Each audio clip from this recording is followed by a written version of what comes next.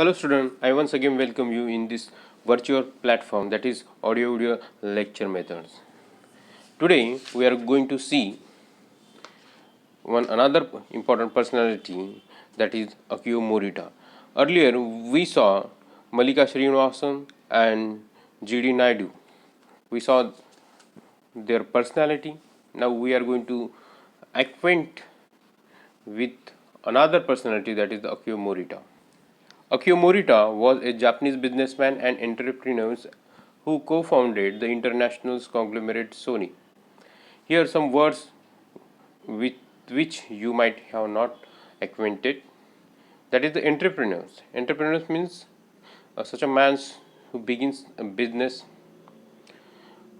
who take risks in beginning the business, and the conglomerate means yes, a large corporations or large companies made up of several smaller separate groups. And this is the Sony, which is a large company with develop and build and produce a number of product. You have seen TV of Sony company, music system of Sony company, camera, even mobile.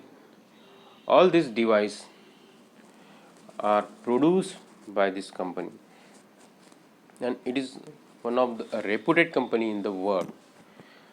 Time magazines and economics label him as the gadget guru of our generations, and he was considered by many as being responsible for using the Japanese manufacturing industry onto the global stage. Yes, this is the fact. He is called the gadget guru. Do you know the gadget? Gadget means that device. Your mobile is also gadget, your laptop is also gadget, or any other device which we use, and with the help of that we can do number of things. So he is called the gadget guru by Times magazines and economics, and he was the first man who ushered the Japanese manufacturing industry onto the global stage. Yes, he bring the Japanese product onto the global stage. He was born on 26 January 1921 in the village of Kosugoya, Japan. At the time, his family was involved in sake brewing and producing miso and soya sauce. So he was born in his village Kosugoya, that is situated in Japan. His family business was different. His primary business was making say brewing. It is a kind of alcohol drink.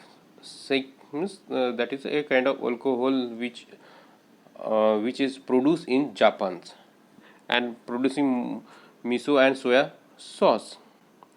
And miso is a kind of a Japanese paste made from soybean and rice and used soup and curries, and that is used for making soup and curries. So that is the family business of this Akio Morita. It was a family business that had been passed down from generation to generations and nearly 300 years from 1665. Just as I earlier told, so this is the family business which was passing from generation to generations, and it was near about 200 years old business. Because of this, Morita's childhood was split between his studies and his lessons with his father, where he learns the ins and out of the family business and the basic economic concept. Since he was a child of the businessman, he learned the family business by living in that family.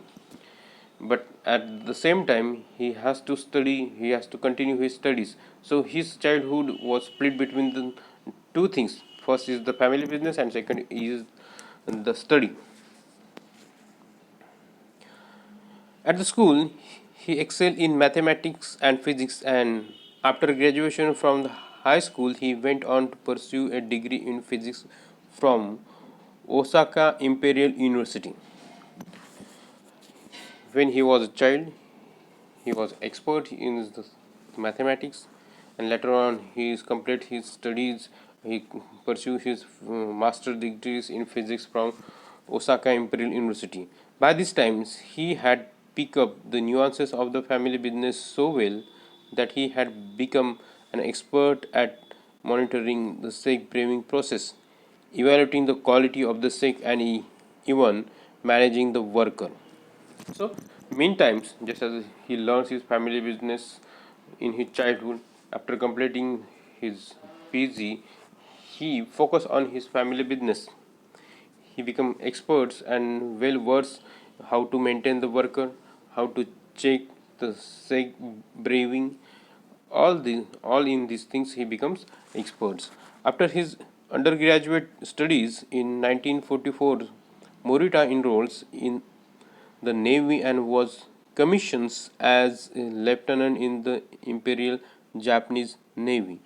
So, after completion of his studies, beside giving attentions and beside focusing his family business, he also becomes a part and parcel of the Imperial Japanese Navy, where he became the lieutenant. So he achieved that post. One of his responsibility at the time included serving on the Navy's Wartime Research Committee. It was on this committee that he met Masara Ibuka, a person who would have the greatest impact on his life. So, while serving in Japanese Navy, he met a man, and that man's create a greatest influence on his lives. And the name of that man is Masara Ibuka. As World War II comes to an end, Morita took up the positions at the Tokyo Institute of Technology. In 1946, Ibuka was interested in opening a research lab. So, you also have heard that this is the country who suffered great in the World War II. In World War II, he achieved the positions at the Tokyo Institute of Technology. When he come to know that Ibuka was interested in opening the research lab, what Morita did? Morita, when he heard of this, contacted Ibuka and the two discussed their potential futures. They agreed to form a partnership and in 1946 co-founded the company.